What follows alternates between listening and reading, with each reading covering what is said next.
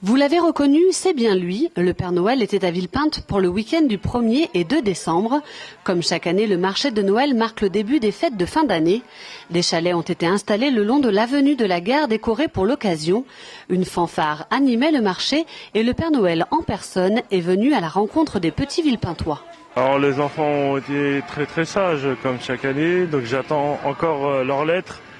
Donc n'hésitez pas à m'écrire pour que je puisse préparer les commandes, pour que je vienne sur Villepinte et dans tout le monde le 24 décembre au soir.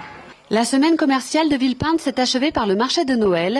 Pendant cette semaine, de nombreuses boutiques de l'avenue de la Gare se sont rassemblées autour de jeux, d'animations et d'offres promotionnelles. Un événement encore très attendu cette année.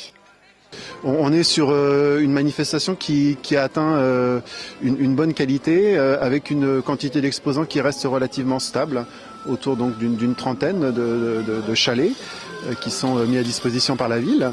Et je pense qu'on est arrivé à un nombre tout à fait satisfaisant. Ce qui compte surtout, c'est la fidélité qu'on a réussi à trouver parmi nos exposants qui reviennent avec plaisir tous les ans. C'est pour nous un gage de réussite. Le marché à Villepinte, oui, on est venu déjà l'année dernière pour la première fois. Ça a été un bon marché, on a été très bien accueillis. C'est une sortie avec les enfants, ça fait toujours plaisir. On revient tous les ans, c'est vrai que c'est une ambiance très sympa.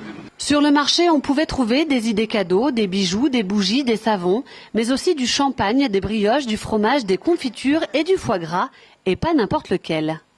Il y a le foie gras qui est médaillé d'or 2011 et de bronze 2012. Et puis cette année, j'ai une nouveauté, c'est le magret de canard fourré au foie gras. Alors ça, c'est un délice, on tombe à genoux devant ce produit, ça fond dans la bouche, c'est extraordinaire. Entre les stands de maquillage, de fabrication de bougies ou encore des balades à poney, le marché de Noël offrait aux plus petits les prémices de la magie de Noël. Mais en attendant le 25 décembre, écoutez bien les enfants, le mot de la fin revient comme il se doit au Père Noël. Il faut être très sage parce que nous on le sait parce qu'on voit tous les enfants tout au long de l'année, bien travailler à l'école et bien écouter papa et maman.